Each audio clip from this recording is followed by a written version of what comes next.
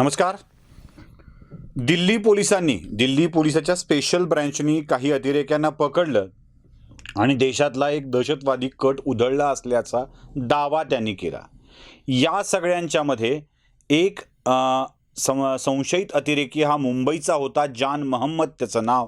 तो धारावीत राहत होता. याला पकडल्यावर मुंबईत देखील हल्ल्याची शक्यता होती असं वर्तवल्या गेलं. आता मुंबईत हल्ल्याची शक्यता होती, मुंबईत रेकी झाली का, हे सगळे प्रश्न उपस्थित होतात आणि यात प्रश्न पडतो तो मुंबईतला हल्ला होणार होता किंवा रेकी झाली होती याबाबतची माहिती दहशतवाद विरोधी पथकाला माहीत होती की नव्हती. खरं तर असा राजकीय आरोप करणं चूकच होतं. म्हणजे आशिष शेलारांनी जो थेट आरोप राजकीय केला, ATS झोपली होती का असा दावा करणं चूक होतं. त्यासोबत ATSच्या प्रमुखांनी थेट पत्रकार परिषद घेऊन याबाबत जी भाषा बोलली ती देखील चूक, आक्षेपार्ह आणि हास्यास्पद होती. म्हणजे मी दहशतवाद विरोधी पथकाच्या प्रमुखाविषयी हे विधान करतोय याची गांभीर्यानं जाणीव ठेवून मी हे बोलतोय. काय, जान मोहम्मद या व्यक्तीला राजस्थानामध्ये पकडण्यात आलं कोट्याजवळ, तो दिल्लीकडे निघालेला असताना, आणि त्याच्याकडून काही माहिती समोर आली. आता जी माहिती समोर आली ती एक तपास यंत्रणा अन्य तपास यंत्रणांना कळवत असते. आपल्याकडची ती पद्धत आहे. कोणी लक्ष ठेवत असेल तर जी काही इन्फॉर्मेशन येते ती वेगवेगळ्या गटाला माहीत असावी म्हणून ती सगळीकडे सर्क्युलेट केली आहे, ती जी गोपनीय असते. राज्याच्या ATSच्या प्रमुखांनी पत्रकार परिषद घेऊन हास्यास्पद विधानं केली. हास्यास्पद कशी? आम्ही जान मोहम्मदवर लक्ष ठेवून होतो. जर जान मोहम्मदवर लक्ष ठेवून होतात तर त्याच्याकडून मिळालेली माहिती याआधीच केंद्रीय यंत्रणा अथवा आजूबाजूच्या यंत्रणांना दिली गेली होती का? ती माहिती सर्क्युलेट केली होती का? ती केली नसेल तर का केली नाही? लक्ष ठेवून होतात तर मिळालेली माहिती कोणती आहे? काहीतरी कळालं पाहिजे. कारण ज्या अर्थी जान मोहम्मदला अटक झाली आहे त्या अर्थी त्याच्याकडून काहीतरी माहिती होती, टीप होती, हे स्पष्ट आहे. बरं, ATSचे प्रमुख इथे बसून असा दावा करतायत की त्याच्याकडं कुठली स्फोटकं सापडले नाहीत, काही हत्यार सापडलं नाही, काही विध्वंसक हत्यार सापडली नाहीत. तुम्हाला कसं माहीत हो? मुळात दिल्ली पोलिसांची एक स्पेशल ब्रँच याच्यामध्ये काम करते आहे, तर तो कसा हत्यारा शिवायचा होता हे सिद्ध करण्याची धडपड दुसऱ्या राज्यातल्या ATSच्या प्रमुखांनी करण्याचं कारण काय? किंवा त्या तपासामध्ये, पंचनाम्यात, झडतीत काय जे काय असेल ते असेल, त्यामध्ये शस्त्र होती की नव्हती, दारुगोळा होता की नव्हता, स्फोटकं होतं की नव्हती, याबाबतची माहिती एखाद्या ATSनी पकडल्यावर, एखाद्या पोलीस यंत्रणेने पकडल्यावर ती खूप गोपनीय असते. जेव्हा राज्याच्या ATSचा प्रमुख अशा स्वरूपाची झडतीतली माहिती उघड करतो तेव्हा तो पुरावा होण्याची शक्यता असते. जान मोहम्मद हा प्लेनली गेलेला होता, हातात काहीही नव्हतं आणि त्याला पकडलंय, अशा स्वरूपाची माहिती मुंबईच्या ATSचे प्रमुख देतात. खरं तर त्यांनी जान मोहम्मदला पकडल्यावर याबाबतची माहिती घेण्यासाठी दिल्ली गाठणं आवश्यक होतं. माहितींचं आदानप्रदान हा तपास यंत्रणांमधला नेहमीचा भाग आहे. मग राज्याच्या, केंद्राच्या, अन्य राज्यांच्या ज्या कोणाला ही माहिती मिळत असते ती एकमेकांना दिली जाते आणि प्रिकॉशनरी, काळजी म्हणून त्यासंबंधीच्या माहिती देण्याचं आणि काळजी घेण्याचं काम सांगितलं जातं. एखादी गोष्ट केंद्रीय तपास यंत्रणांना कळते, तीच गोष्ट केंद्रीय तपास यंत्रणांच्याकडून राज्याला कळवली जाते, अलर्ट दिला जातो. आपण हाय अलर्ट वगैरे शब्द वापरतो की बाबा इथे इथे अशी अशी आम्हाला माहिती मिळते आहे, तुम्ही सावध राहा, विमानतळावर जास्त काळजी घ्या, अमुक ठिकाणी काळजी घ्या, उदाहरणावरती काळजी घ्या, अशी माहिती केंद्रीय तपास यंत्रणा देतात.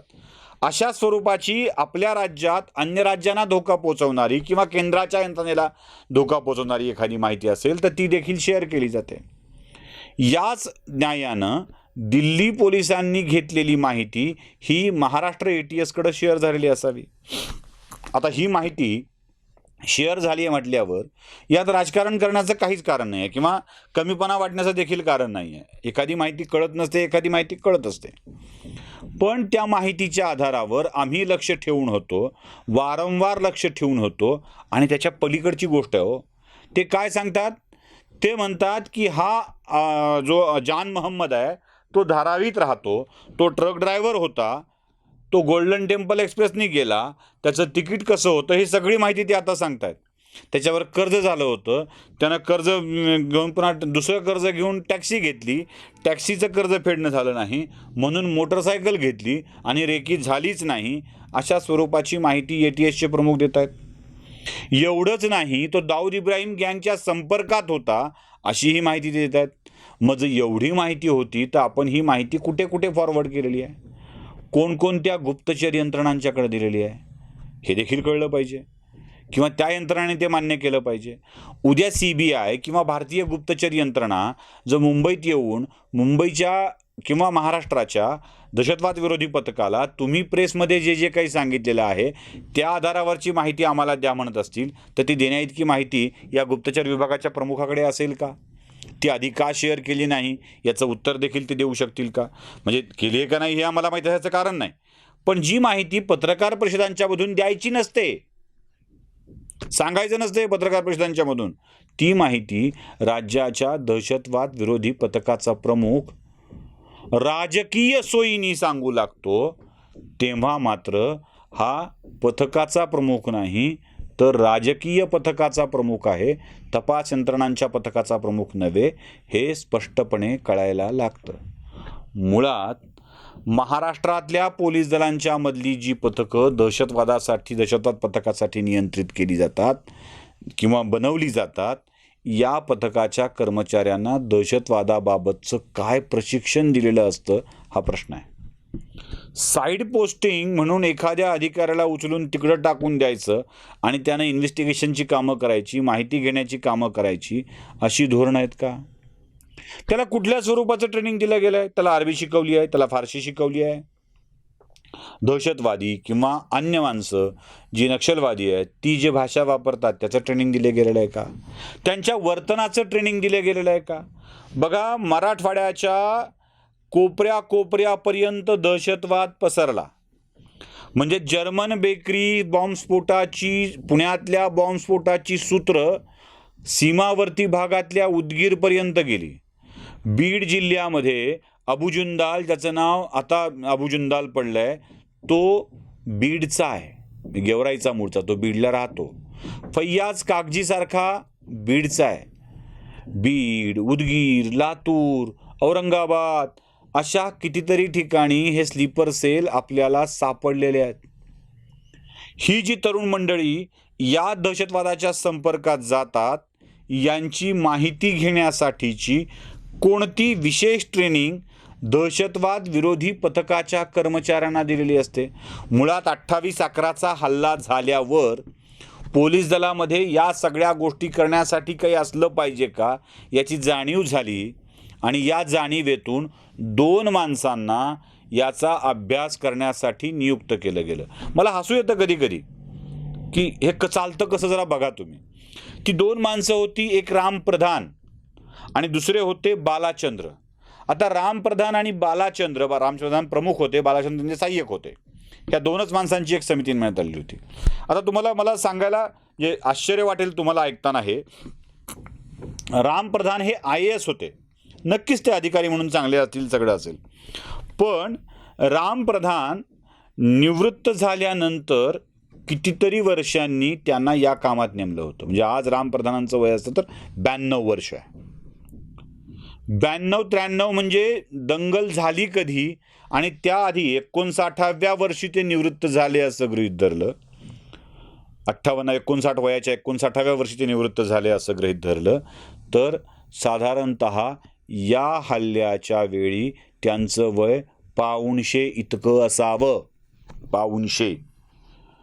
ज्या माणसाच्या निवृत्तीला त्यावेळी 12-13 वर्ष झालीत, ज्यांना ईमेल हा प्रकार यायच्या आधी ज्यांची निवृत्ती होऊन गेली आहे, म्हणजे इंटरनेट आणि ईमेल ही फॅसिलिटी भारतात सर्वतोपमुखी होण्याच्या आधी म्हणजे थेट पत्रपाचं पाठवणे, फॅक्स पाठवणे, तार पाठवणे या ज्या काळातल्या आपल्या वेगवान संपर्काची माध्यमं होती त्या काळातले हे अधिकारी. बालाचंद्र 60व्या वर्षी केंद्रीय याच्यानुसार निवृत्त झाले होते. 1995 साली ते निवृत्त झाले होते. 1995 साली निवृत्त झालेले बालाचंद्र हे बॉम्बस्फोट झाला, मुंबई हल्ला झाला तेव्हा त्यावेळी काय वयाचे असतील याचा विचार करा. त्यावेळी त्यांचं वय 73 होतं. ज्यांना या देशात 1999-2000च्या काळामध्ये इंटरनेट आला, या सगळ्या इंटरनेटच्या आधुनिक वापराच्या पद्धतीचा दहशतवाद्यांनी सहभाग घेतलेला होता. शस्त्र आधुनिक झालेली होती, संवादाची माध्यमं आधुनिक झालेली होती, दहशतवाद्यांचं कम्युनिकेशन प्रचंड वाढलेलं होतं. या काळात वयाची 75 पूर्ण केलेल्या व्यक्तींना दहशतवादासोबत लढण्यासाठीच्या नियमावली तयार करण्याच्या प्रमुख अभ्यास गटाचा प्रमुख नेमलेलं होतं. आता ही माणसं त्यावेळेसच्या पोलिसिंगप्रमाणेच अभ्यास करून मतं मांडणार आणि तीच पद्धत आमच्या आताच्या पोलिसांनी फॉलो करायची आहे. दोष आत्ताच्या यंत्रणेचा नाही आहे. यांची आधुनिकता, विचारांची आधुनिकता, साधनांची म्हणत नाही आहे मी, विचारांची आधुनिकता अजून दिली गेलीच नाही आहे. आणि दिली गेली नसेल तर दहशतवादाच्या मुळापर्यंत पोचणं आमच्या पोलिसांना शक्य होणार आहे का? मग जेव्हा तेवढ्या तोडीचं आपल्याकडे काही नसतं तेव्हा राजकीय स्वरूपाची विधानं अधिकारीच करू लागतात. हे सगळ्यात वाईट गोष्ट आहे. म्हणूनच ATSच्या प्रमुखांनी घेतलेली पत्रकार परिषद मला आश्चर्यकारक वाटली, हास्यास्पद वाटली आणि राजकीय स्वरूपाची वाटली. या व्यतिरिक्त या पत्रकार परिषदेविषयी माझ्याकडं कोणतेही शब्द नाहीत. व्हिडिओ आवडला असेल तर लाईक, शेअर आणि सबस्क्राईब करा. धन्यवाद.